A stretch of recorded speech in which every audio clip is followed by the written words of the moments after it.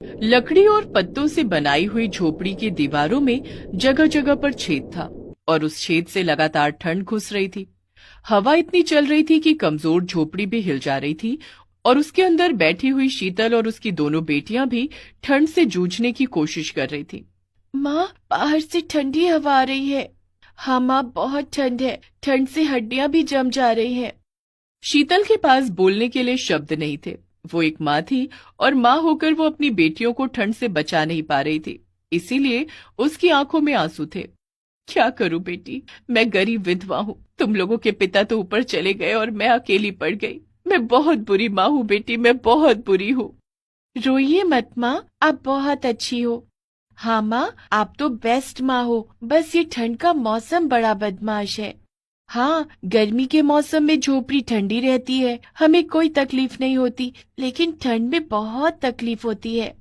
मैं भगवान से रोज प्रार्थना करती हूँ बेटी, हे भगवान ये ठंड कम कर दो। ठंड में मेरी बेटियों को तकलीफ होती है लेकिन कुछ होता ही नहीं। ठंड तो अभी बढ़ने वाली है माँ, मैंने सुना है कि बर्फ का तूफान भी आने वाला है। तब क्या होगा माँ, हम तो बर्फ में दब जाएंगे और मर जाएंगे। ऐसी जिंदगी से तो मौत ही अच्छी है। तीनों माँ बेटी ऐसे ही बैठकर दुख बांटने लगी। दुख इतना था कि बांटने के बाद भी कम नहीं होता था। पूरी रात तीनों सो नहीं पाई। अगले दिन सुबह धूप निकली और तीनों काम पर निकल गए। तीनों एक कारखाने में मिट्टी के बर्तन बनाने का काम करते थे। मिट्टी का मटका, कटोरी ये सब बनाया करते थे। आज भी वही करने चले गए। मालिक ने कहा, क्या बात है, आज इतनी देर क्यों हो गई? कल पूरी रात ठंड की वजह से सो नहीं पाए मालिक। क्या बात कर रही हो? ठंड तो मेरे घर पर भी थी, मैं तो मजे से सोया। आपके पास तो अच्छी रजाई है ना मालिक, इसीलिए आप सो पाए। केवल रजाई नहीं, रूम हीटर भी है। गरीब नहीं हूँ मैं तेरी तरह। रूम हीटर वो क्या होता है? रूम हीटर करंट से चलता है और पूरे कमरे को गर्म रखता है। अरे वाह मालिक, ये तो मजेदार चीज है। वो तो है, लेकिन तुझे क्या, तेरी झोपड़ी में तो करंट ही नहीं है, हीटर कैसे चलेगा? आज तीनों मिलकर 30 मटके नहीं बनाए ना तो पैसे नहीं मिलेंगे। तीनों काम पर लग गए। धीरे धीरे ठंड बढ़ने लगी और मालिक उन तीनों के सामने गरम चाय पीने लगे। सर्दी में गर्मा गर्म चाय पीकर तो मजा ही आ गया। मालिक, हमें भी थोड़ी चाय दो ना। चल फट, चाय पिएगी, काम कर पहले। काम करके शाम को पैसे लेने के बाद तीनों झोपड़ी में वापस आ गए। मीना ने अपनी माँ से कहा, माँ, हम मालिक के लिए मिट्टी का मटका बनाते हैं। मालिक उन मटकों को बेचकर पैसे कमाते हैं। हम खुद का मटका बनाकर क्यों नहीं बेचते? मटका बनाने के लिए अच्छी क्वालिटी की मिट्टी चाहिए। हमें मिट्टी कहाँ मिलेगी? और मालिक के कामों से फुर्सत मिले तब ना हम अपने लिए काम करेंगे। मालिक के घर में रूम हीटर है, सोचो मालिक को कितना मजा आता होगा। हे भगवान, हमें भी रूम हीटर दे दो, हम भी तो देखें अमीरों को गर्म कमरे में सोने में कैसा लगता है। ऐसी बातें करते हुए खाना खाकर तीनों सो गए। रात को मीना ने एक सपना देखा।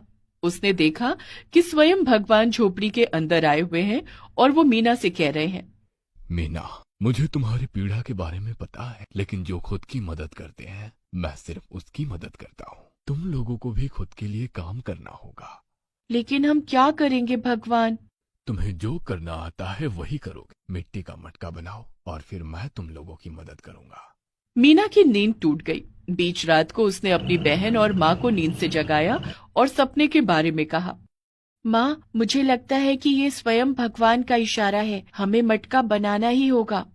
ये सिर्फ सपना है बेटी, और एक मटका बनाकर भी हम क्या ही उखाड़ लेंगे। बेचने के लिए भी दिन में 30-40 मटके तो बनाने ही होंगे। हाँ, उसके लिए मिट्टी भी चाहिए। हमें मिट्टी कहाँ से मिलेगी? आसपास से मिट्टी उठाकर लाएंगे ना। हमें कोशिश तो करनी ही होगी। कोशिश के बिना कोई सफल हुआ है क्या?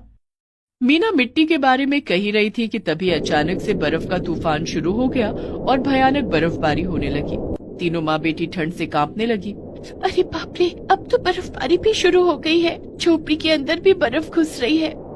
झोपड़ी में छेद था, इसीलिए झोपड़ी के अंदर भी बर्फ घुस रही थी, जिससे तीनों को और भी ठंड लग रही थी। ऐसे ही कांपते हुए तीनों ने रात बिता दिया। अगले दिन झोपड़ी से बाहर निकलकर उन्होंने देखा कि चारों तरफ बर्फ ही बर्फ है। ये क्या हुआ मीना, अब हमें मिट्टी कहाँ मिलेगी? देखा मीना, मैंने बोला था ना वो सिर्फ सपना था। खुशी तो हमारे नसीब में ही नहीं है। नहीं माँ, हार मान लेने से कुछ नहीं होगा। वो कहते हैं ना, कोशिश करने वालों की कभी हार नहीं होती। मैं तो मिट्टी ढूंढ कर रहूंगी। मीना, हमारे पास टाइम नहीं है। बर्फ गिरने की वजह से झोपड़ी जगह जगह से टूट गई है, उसे ठीक करना होगा। उसके लिए हमें ज्यादा पैसे भी चाहिए। हाँ मीना, हमें काम पर जाना चाहिए और आज ज्यादा से ज्यादा काम करना चाहिए। माँ, आप टीना को लेकर काम पर जाइए, मैं बाद में आती हूँ। उधर शीतल और टीना काम पर गई। मालिक ने कहा, क्या हुआ, और एक बेटी कहाँ गई आज? वो आ रही है मालिक।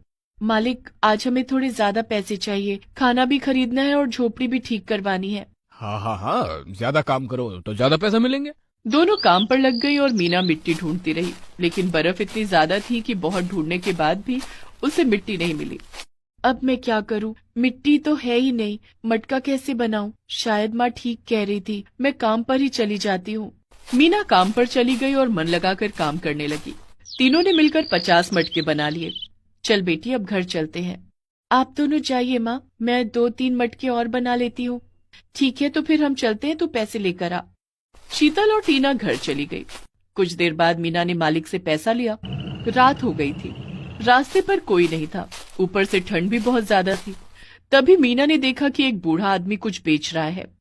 दादू, आप इतनी रात को ठंड में बाहर बैठकर क्या बेच रहे हो? बेचने के लिए मेरे पास और है ही क्या बेटी, खाने के पैसे नहीं है, ठंड से मर रहा हूँ, इसीलिए मिट्टी के घर से मिट्टी निकाल कर बेच रहा हूँ। लेकिन अभी मिट्टी कौन खरीदेगा? मिट्टी बेच रहे हो?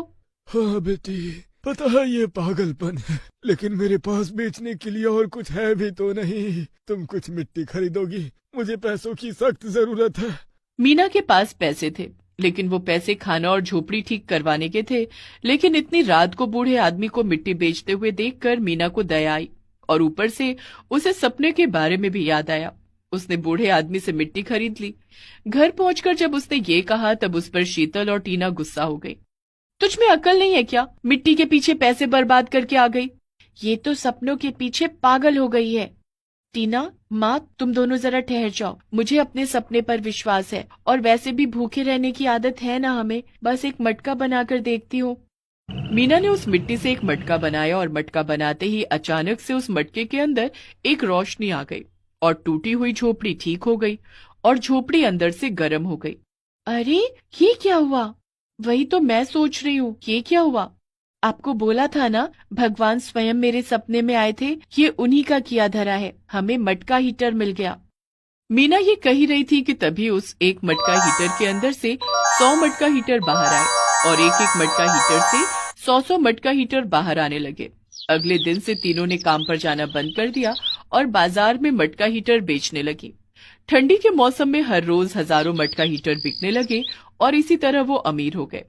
जादुई मटका हीटर ने उनकी जिंदगी बदल दी, और इस तरह वो तीनों खुशी खुशी रहने लगे।